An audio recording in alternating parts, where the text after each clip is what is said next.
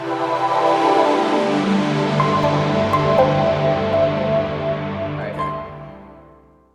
welcome everybody to our weekly check-in with Jon Forrest Little.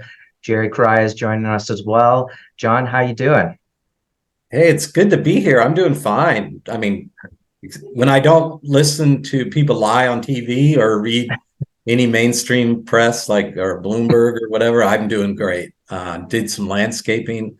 We've had great weather. My wife just wants me out working Well, instead of you writing also, dystopian editorial. She says it's affecting my mental health.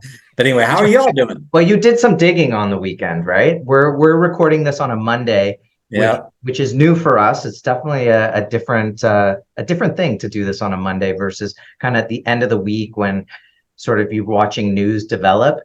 But you did some great digging over the weekend about some of the investments over at Gold Money, which is something that you broke over the weekend. Isn't that right? Yeah. Yes. Thanks for noticing that. Gold Money's a publicly traded platform for buyers and sellers of gold, and their frontmen are James Turk, who's on the board of directors, and Alistair McLeod is their chief educator, I guess we could call him. Writes all of a wonderful writer. They're both, James Turk sort of coined the fiat graveyard, and these guys have been making the rounds as sort of social media darlings for maybe over a decade easy, talking about sound money. It was sort of sad and shocking when I started connecting the dots that came basically on a press release that crossed my desk on purchase in Southampton, which is about 70 miles away from England. But it was a very expensive office building, north of 40 million US dollars, about 33 million pounds. And it just was shocking to me because it just appeared that this is a gold and a precious metals company dabbling in commercial real estate. One, and then so two, why commercial real estate? Most of the people that have been sort of sounding an alarm, and I think Jerry has some good examples of that, have been warning us that if there is a next black swan, it'll most likely stem from commercial real estate. So yeah, Jerry, what do you know about that? Yeah, the timing is just absurd. And you're just thinking about all of the articles that are talking about commercial real estate. One being Jim Rickards. He came out with just a big alarm, the looming commercial real estate crisis. Once was the subprime mortgage debacle that set things off, and to understand that we are so interconnected. If it happens in China, it happens in Africa, and if it happens in Europe, it's going to affect everything. I mean, that's how interconnected we are with the SWIFT system that we're on, the type of banking system that we're on. But Jim Rickards talks, and he actually said that the crashing real estate sector, commercial real estate sector, is happening with valuations falling and vacancies rising, all stemming from the pandemic, work from home movement. Right. And owners are right now underwater, and you can see it here in Canada. It's a commercial real estate around the world, I think, is being impacted. And so to have that happen, to see this investment with this publicly traded gold company, where we usually talk about trying to eliminate counterparty risk, this is really backwards, in my opinion. Yeah, I was thinking, and I'm going to get Jeremy's comments, but it seems like they've invited counterparty risk to the party. Yeah, but go ahead, Jeremy. Well, yeah, I mean, you were asking such good questions about it, just sort of finding some information and then asking the question again, why is a publicly traded company whose main ethos is physical hard assets and relieving yourself of counterparty risk doing something that's counter to their entire reason for being? It just doesn't make sense. And it's also against what, as you said, between James Turk and Alistair McLeod, what they're espousing all the time. And then when you dig a little deeper, as you did, and find out, well, who do they have tenants? Who's the tenant? Is their tenant going to be able to be there for years? And the whole thing to me kind of read as almost like if you've I'm sure you guys have seen the movie about Apple, like when when Steve Jobs left Apple and it was left to be run by the board. It seems like that kind of move. It's either Right. like they're being run by the board or the people behind it are really more interested in the money that they can get out of the company, more so than the purpose of the company. And I know from my own experience living in Toronto, I watched them open up an office or a front-facing kind of retail walk-in off the street office, and very expensive location. Right. Beautiful looking office, very expensive location in probably the most prime neighborhood and completely outside of the financial district. And for 2 years, they didn't seem to have many people walking by. And I remember looking at the building because it was such a gorgeous building, gorgeous office. And I was always very jealous. I was like, wow, look at that. Look at these guys. They're gonna eat our lunch. It was always kind of quiet. And then COVID hit and they stayed open through COVID. And I never understood the move, really. I mean, and it's like, if you're going to try something like that, how long are you going to commit to it before you say, okay, guys, we tried it, but we don't want to make our shareholders on the hook for it? Well, that's what that's why I wanted to sort of dialogue with you all and go back and forth, because your approach is more of a boutique agency and you meet with your clients face to face. I just can't see Jeremy and Jerry running out in this environment and risking your clients' money in this way. I know you don't. That's why we're in this partnership together, is because, you vetted us, we vetted you. Tell us how you're almost the opposite, or you are the opposite. I was telling you guys just before. Jerry, did you ever read that Zero Hedge article, by the way? Which one? We were talking about?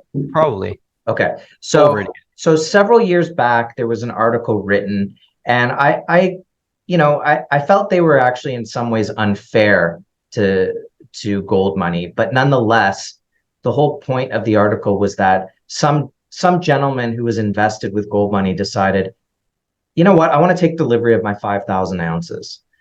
And he basically walked into a Kafka novel. It was just, well, what product do you want and where is it? And how do we give this delivery to this person? Because that's not their platform. Their platform is, there is physical product somewhere. They have to hold it on a one-to-one basis. So if a person buys 1 ounce of gold, there's 1 ounce of gold in a vault somewhere. Now that 1 ounce could be part of a 10-ounce bar. Right. And it is somewhere, but it's not where you want it, where you might be in Vancouver and the product might be stored in Europe. So they had no idea how to handle this person's request. Mm-hmm. And then as well, now I thought that was a little unfair because they were just like, they couldn't do it. And I'm thinking the whole time, but that's not what their platform is. You're asking them to do something that they're not really meant to do. And the reason for that is because when it comes to buying gold, you're buying gold in 1 gram increments with that company, which is not necessarily a bad thing. And I've recommended the company to people for certain reasons, right? Low fees, great way to get exposure to the market without having to put up a lot of money. It's great to be able to just trade it with other people. It's got some great things to it. But if I'm looking to really allocate my own product, no one's allocating 1 gram at a time. Mm-hmm. Right? That's your dead giveaway that it's not your product, that you have access to it, but it's not yours. So that's really the big difference between us. And so in some ways, we're very much not competing because we're dealing with an actual physical allocation of a client's own product. They have their direct ownership at a vault that they know where it is. So if they do want to trigger that mechanism of delivery, it's no problem. So I think you're looking at different strokes. One's more of an investment exposure and the other is more about ownership, and that's us. The thing that was odd to me too is in that press release, they were sort of boasting that this gives us a chance with this trophy asset to receive 4.3 million in rental income. And I'm thinking, well, that's peanuts compared to what gold is set up to do. in the next 10 to 15 years, you know? So Yeah. it just seems to me that, again, just it's a sad irony given that these two gentlemen have been telling everyone to, you know, if you don't hold it, you don't own it. Well, You on the know? one hand, and your reason for them, I could just imagine you at the board meeting, you know, saying, look, if gold stays over $1,900 the way it is, the chances of this thing blowing sky high are really, really high. So why are you not? I mean, I thought it was a great example just to say, look, here's the numbers. Here's what happens when gold trades above this level for this amount of time. Right. You are, you know, they say if you're chopping sideways, the bigger the base, the more you go in space, right? You've yes, heard that? yes. It's a great cliche. I mean, because it's true. Yeah, so it is kind of, I don't know, to give that kind of double speak to your shareholders that, hey, we're going to be making income off of this. When again, to your point, you're asking over and over again in this article why people are buying this company, investing in this company, because you're invested in gold. It's a way to diversify your gold portfolio from a miner to people who own it. But that's not what their actions are saying, is it? What else is going on in the news today? Let's see. Oh, I read where Michael Burry, just as of today, of course, of The Big Short, just sunk $1.6 billion in shorting the S&P 500. 1.6 billion. And I forgot what those leverage plays are, like the QQQ, SPY. I'm not sure the symbol, but he's got two put options on the, and they're both on. One could be Nasdaq, one could be S&P. But 1.6 billion from a guy who was the only guy to call the crash of 2008. You know, he's a doctor. I'm thinking that's a pretty bold move, because the other side of that coin would be if the current administration wants to hold on to power, and they all do, and then we'll get to your Trudeau take. Here, Biden and Trudeau are pretty much joined at the hip. It's the same sort of creature. So they're going to return to anything to prop up the stock market between now and election time. But tell me what's going on with and you have two candidates facing off. You said one of them sort of a sound money educator, and we were going to discuss that. Yeah, do you want to set that up, Jerry? Oh, Pierre. Yeah, Pierre Polyev. Yeah, he's definitely the candidate that we've been focusing on over the course of the last few years, as he's done a great job in educating Canadians to sound money policies versus the Keynesian policies that we've been seeing over the past few decades. So we definitely look to Pierre, and we love the truth that he speaks, and the education is key, because you know, without education, without doing the proper research, you're kind of lost. I've always been concerned about the areas of the currency. I've posed the question a few times: how do we heal the currency? Because the currency itself is the fabric of any nation. But he's doing an amazing job, and he came out with a video recently that was, you know, hits the nail right on the head with the quarter. Jeremy, you want to get into that? Yeah, so it was pretty good. You should put, I think I put it on our Twitter already, or X, and he's there, you know, at a town hall kind of thing, and he's talking about comparing Henry VIII, or Trudeau, comparing Trudeau to Henry VIII, saying, you know, he inherited the throne, right? And he couldn't get enough of clipping the coins. Like, he just couldn't get it. He couldn't spend enough, right? He just couldn't reel in the spending. So it was a great story, and he talked about how after people caught on to the clipping of the coins, he would actually put copper into the silver coin, but he made his face forward instead of in profile. And as the coins would rub in people's pockets, the silver would wear out, and it would show the copper nose underneath. Oh my God. So he said, so if you see Trudeau with a red nose, you know what to call him. But that was a great story, but listen to the numbers, guys. Listen to the numbers. Before 2020, there was these are Poilievre's numbers, $1.8 trillion in coins, bills, and deposits. 1.8 trillion. As of right now, there's 2.4 trillion.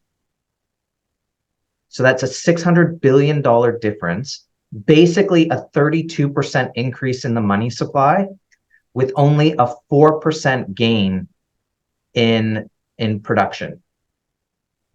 Okay. So a 32% input of cash. And how many years, Jerry?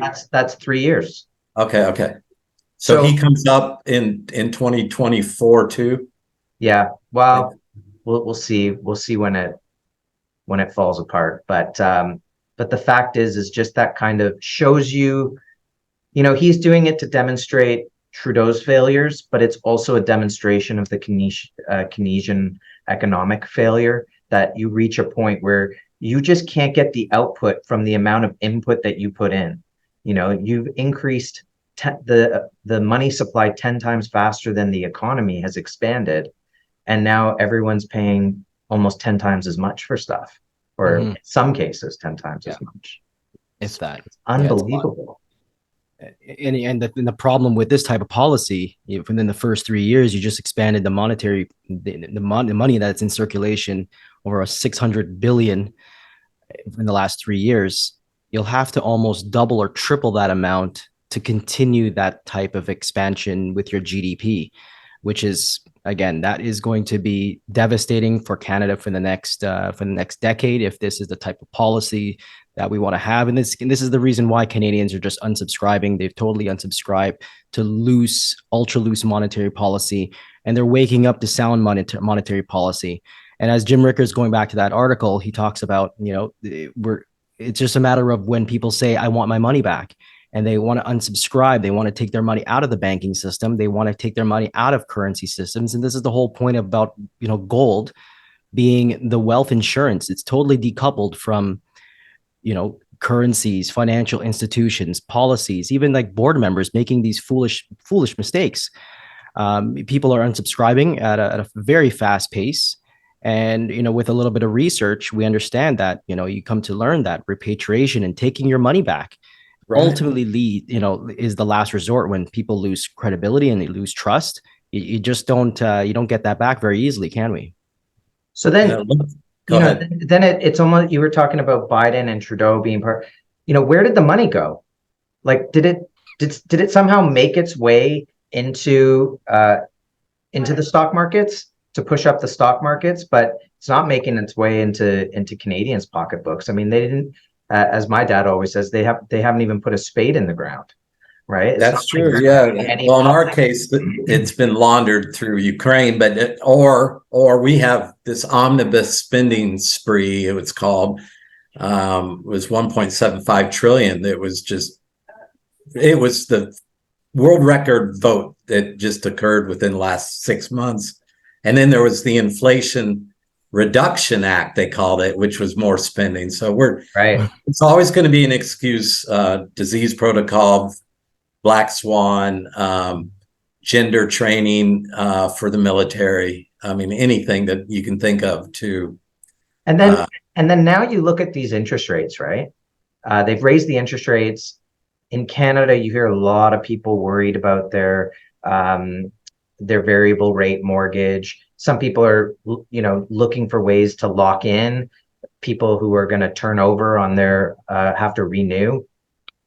And so I'd like to get your thoughts on this. So I went on to one of the banks, and the interest on like a 1-year GIC was less than 2%. And then on a 3-year, it was 5% or just over 5%. And then at a 6-year or 5 and 6 year, it all of a sudden started dropping down to 3 again. So it was like this curve, and then it would come back down. So I'm thinking, what do they know that they are going to give you less money in 10 years than they will in 4? And they're definitely not going to give you money after a year. Does that tell you anything about where they see interest rates going?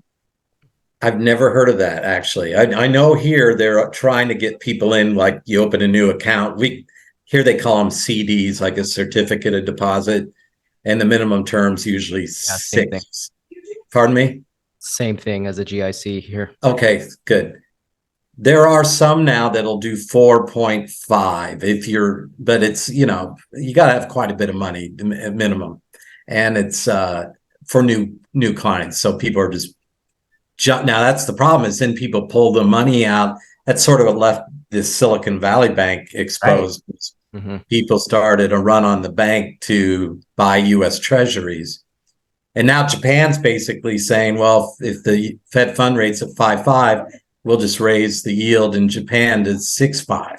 So this is just, no one's going to be, that's again, all what Exeter's Pyramid's about, how everything else is really a money substitute. If it's not gold and silver, it's a money substitute. And, once again, people are chasing, and I would throw commercial real estate in that category. I mean, I can see tangibles, your home's made of brick, you go out, you can see that brick would be pretty hard to recreate in today's energy environment as far as the effort.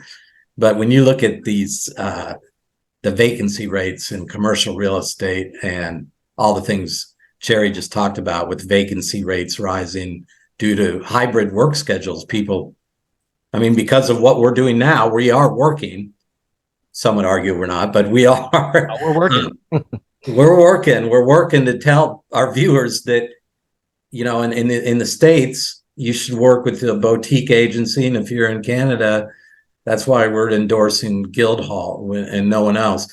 How do we wrap this up, guys? Because we're probably at about that time. Well, I think that let's look at that Michael Burry movement this week, because I would say he's telling you that we're sleepwalking our way right into another collapse. To me, I'd be surprised if people are not seeing it. What are you seeing on the ground in your own day to day? Do you see people kind of sleepwalking into it? Or I see them sleepwalking into it. Really? I think it'll be one of those things where they're a little more aware, but we keep hearing messages over and over that the economy's never been stronger. And then there's always a flavor of the week that, like, NVIDIA is doing well, or Palantir, or some new robotics company, or that big tech is going to save us all, or that Taylor Swift's coming to town. So no, I'm serious. That's been reporting true here, that there's bumps wherever Beyonce or Taylor Swift goes. And that's when you're in trouble. When, the Barbie movie, they called it the 3 Bs. And I'm just thinking, oh my God, if those are we're running a trade deficit. We used to make, the steel in Pittsburgh and the cars in Detroit, the rubber in Akron, and the Kentucky coal. And now we're talking about these other things like Taylor Swift. And I know if that isn't an indicator that the market's in trouble, I can't think of what else. Someone would have to go, I should have listened when my gut was telling me that this doesn't seem healthy. Do you all run a trade deficit like we do? Oh yeah. I mean, the bottom line is you can't raise interest rates but not curb spending. Right. It's like, I didn't use any of the credit card this week. I just pulled the money out of the bank, and like, you're still spending. And that's right. They're doing it from one way or the other. And so I just think that when it comes to this interest rate policy, you're working with someone who's working against you, an entity that's working against you.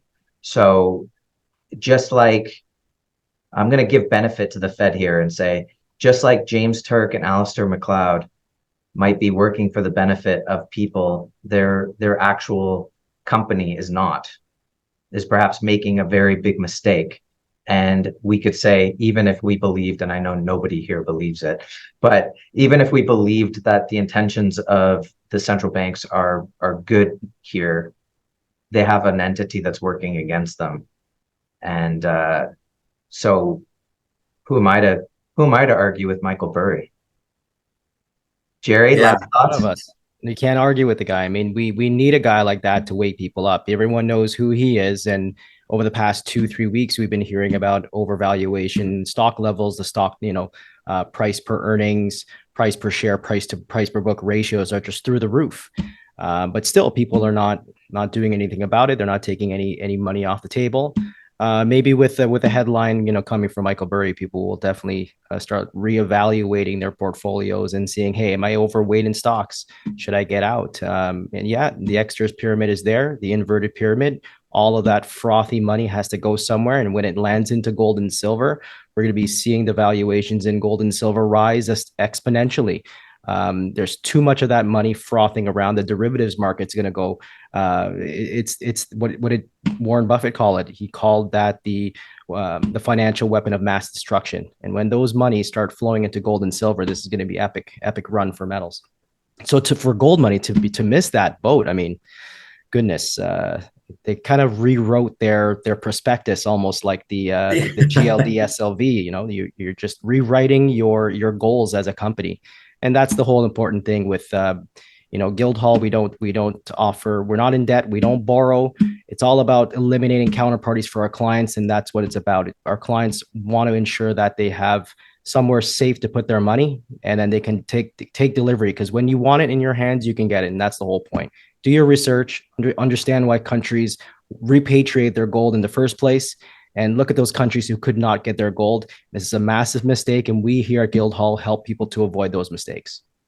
And well said, Jerry. And I was going to say, good luck talking after that, because that was a damn good. Well, it wasn't a commercial. He just summed it up. I'm not going to speak. Go ahead, Jeremy. No, I was going to say, what are you looking for this week? What do you think we have in store this week? Well, I'm going to look to see BRICS' meeting on the 22nd in Johannesburg. So I'm going to watch the media silence here.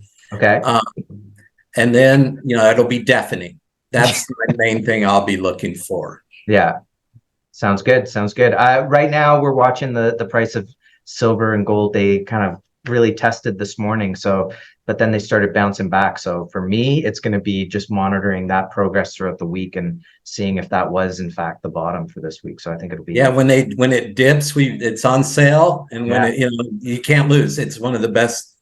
It's like the heads I win, tails you lose thing. It doesn't matter. It really doesn't matter. It's just about hedging and knowing that I always tell people, it's really the most simple concept is you're just trading in a Federal Reserve note for real money. So you're not really buying silver or gold. It's sort of it becomes a cerebral thing though, almost like your mind has to get around it. But once you've embraced that paradigm, I think it feels good. The security. I like it. That's a great takeaway. Jon, thank you so much for joining us, and can't wait to speak to you next week. Likewise. See you, Jeremy. Cheerio. Thanks, Jon.